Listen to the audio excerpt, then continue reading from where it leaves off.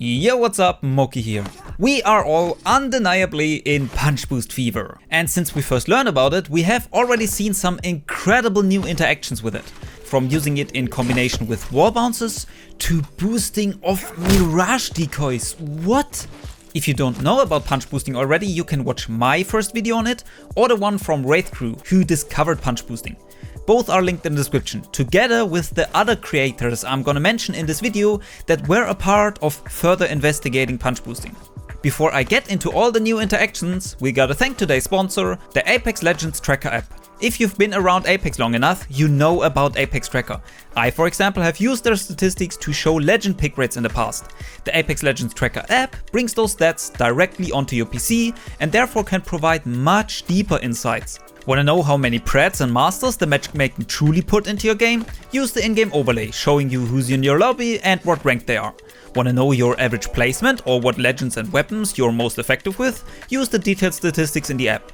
It's completely free, so download it today via the link in the description or pinned comment. Alright, on to the new punch boost interactions. Let's start with the fact that you can punch boost off legend abilities.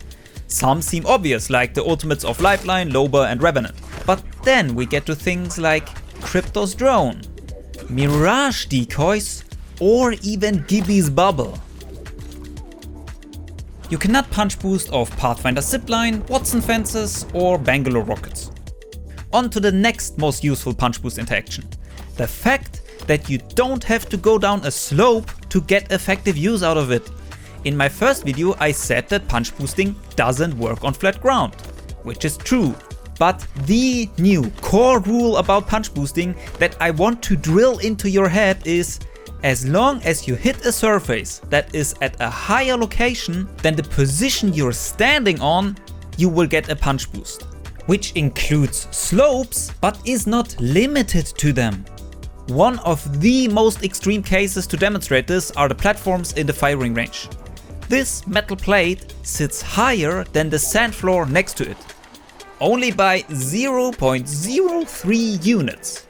But that's enough. This was pointed out by Thevilnside. This is also the most likely reason why punch boosting continuously works in water, even though it's also flat ground. It might register the punch connecting on the water while you're standing on the sand beneath it. I would, however, not rely on punch boosting water to have a huge advantage over normal slide jumping while traveling long distances. It's pretty much the exact same speed. But if you're already sliding into water from a slope or carry speed into it another way, it's definitely worth chaining some punch boosts together. This new core rule also explains why punch boosting works off walls, since they are above the surface you're standing on. But this has so many more applications than I initially thought. Let's start with simply punch boosting along a straight wall. For that, hold sideways into the wall and just punch. Then slowly turn into the wall till you start hitting it. This is the easiest way to get used to the perfect angle. Just doing that is usually enough for 2 back-to-back punch boosts. If you want to chain more, you need to jump right after the punch boost and air strafe back into the wall, which creates a wave-like view pattern. This is not faster than simply slide jumping along the wall, and much slower than using wall bounces for speed. I can see this being useful when you are covering behind a small wall and need to get away. But the main reason I want you to do this is cause it's phenomenal training for all kinds of wall punch boost interactions. It primes you for the fact that sideways inputs can give you a punch boost as well as backwards ones, and teaches you the timings of how to combine jumps and air strafes with them. Speaking of jumps, also try jumping into a slide and then into a wall punch boost. This is much faster than a punch boost just by itself, and opens up some interesting way to punch boost upstairs, for example. Shout out to Happy for showing me this on Twitter. Punch boosting of walls is also really interesting when you combine it with ziplines and wall bounces. Here a shout out has to go to Treeree, who mostly innovated in this regard. Please subscribe to him and keep an eye on his channel for more potential guides on this. But Havoc on Reddit also seems to have been one of the first to experiment with this. Here's the zipline one in slow-mo. Interact, Crouch to cancel interact and land in a slide, flick around to punch boost. To combine wall bounces with punch boosts, tap strafing becomes really important.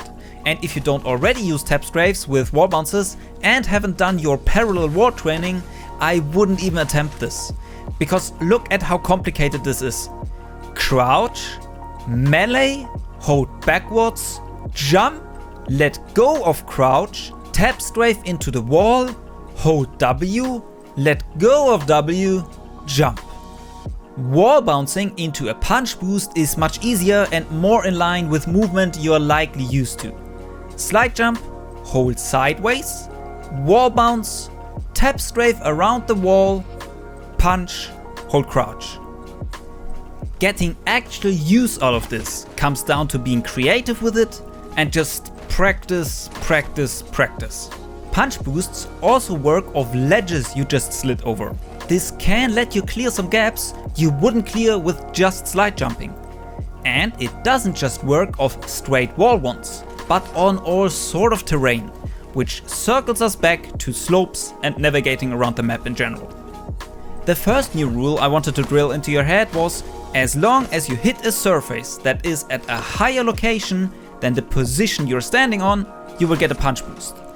The second one is, as soon as you have some sort of speed, use punch boosts to extend it.